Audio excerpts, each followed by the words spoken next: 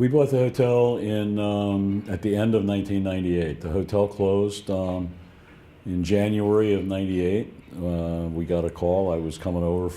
Joanne and I were coming over for a Lehigh Penn State wrestling match, our annual venture to that match, and we got a call from the Deckers who owned the hotel to tell us that we weren't going to be able to stay there this weekend, and they closed the hotel. And so for the better part of '98, the hotel was seeking buyers, hoteliers to come and buy the hotel. And quite frankly, Joanne and I thought that the hotel, somebody was going to come along and buy it. So it won't be very long before we'll be able to be back in the hotel, staying in the hotel like we have been used to. This was virtually our second home. And that didn't happen. At that time, again, Main Street didn't look so great. Hoteliers weren't really interested in downtown third-class cities like Bethlehem. They either wanted to be in the big city or out on the interstates with branded hotels. And so unique independent hotels weren't something that were very in favor, both either by hoteliers or the financial community that would be supporting those hoteliers. So ultimately, by the fall of that year, after a couple of deals fell through, I guess, from hoteliers, we decided, I spoke to one of my classmates and who was a Lehigh classmate and lived here in Bethlehem, and said, why don't we put together a Lehigh group to buy the hotel? And so that Joanne and I could get our home back. And so we did that, and we started talking to people. We were at a Lehigh football game and started talking to fellow classmates and other Lehigh grads that were sitting around us about, hey, we're thinking about buying the hotel. And within a month we had a total of 10 partners. There were 7 Lehigh people and then some outsiders, and we pooled our money. I didn't have the wherewithal to do it myself, and Joanne thought I was crazy to do this. This hotel, she said, has green shag carpeting and old window air conditioning units hanging out the windows. Are you serious? You really want to buy this place?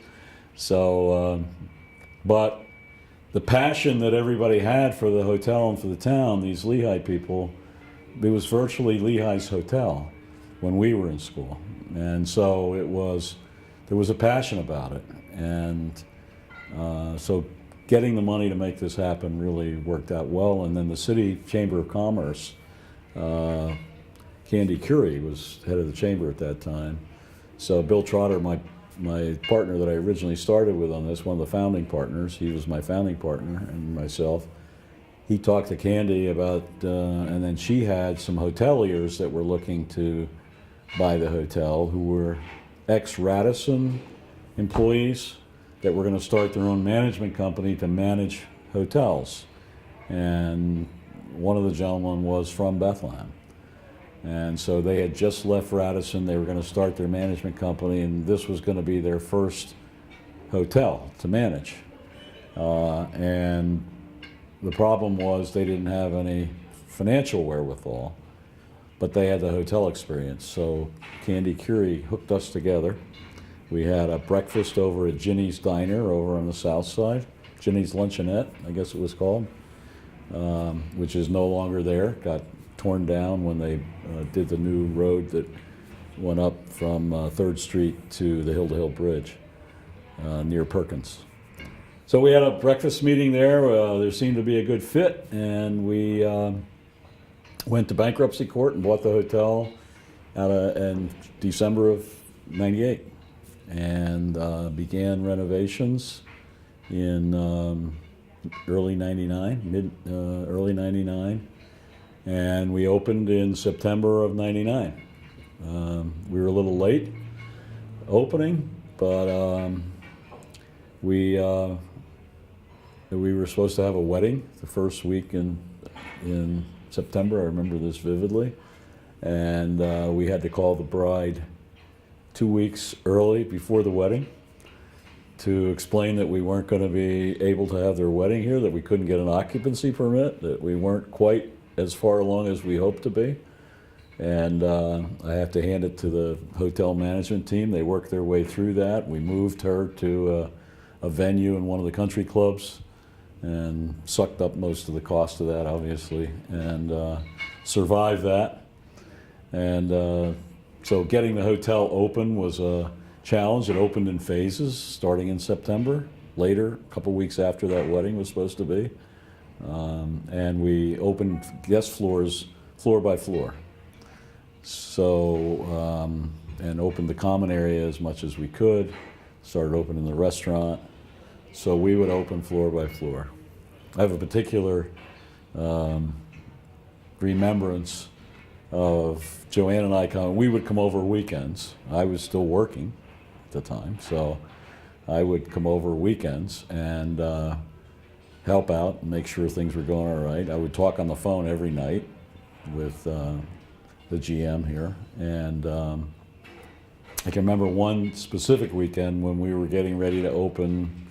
I think it was the 6th floor. We opened 4 and 5, and we were ready to open 6 that night. We had the hotel booked to the 3 floors worth of bookings, and I remember walking in the front door, and the GM came to me and he said, "Bruce, you know, can you maybe host this couple, you know, for dinner, and we'll buy them drinks and, you know, chat with them a little bit because we're not quite ready."